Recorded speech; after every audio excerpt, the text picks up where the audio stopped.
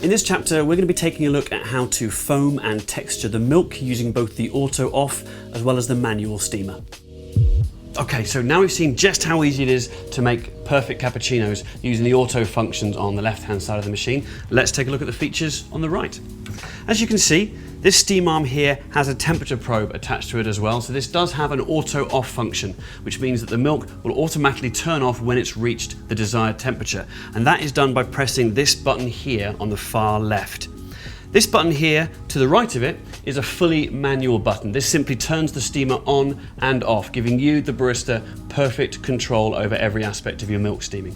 Now, do remember that this side of the machine doesn't have an air compressor, so you will still need to manually stretch the milk no matter which of these two buttons you use.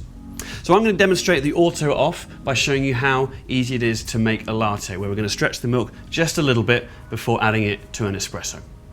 Again, I've got fresh cold milk in my milk pitcher here, and of course the first thing I remember to do is to purge the steamer by pressing either of the two buttons, just to clear out any residual water left up there in the pipes. Now, the good tip with here to create foam manually is to create an angle with the steam wand. So you see it's entering into the milk pitcher at about 45 degrees. It's at the moment right down here at the bottom of the milk, which is my starting position.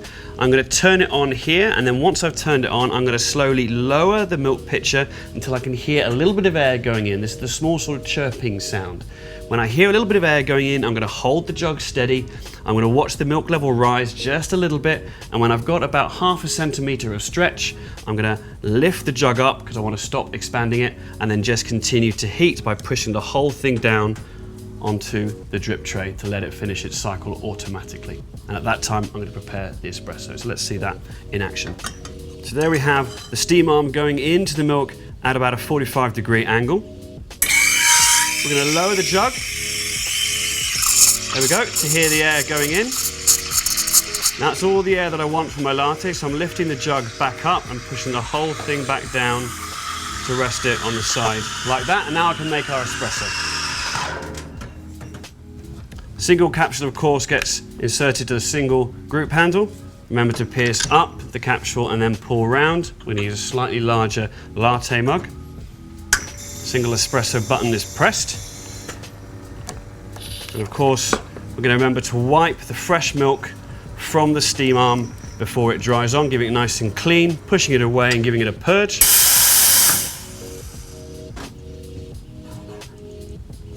Give that milk jug just a little tap and a spin to incorporate a small amount of foam with the wet milk underneath. This will give you a nice glossy appearance, it gives you a nice shine to your latte. And all we need to do is just incorporate that milk into the cup.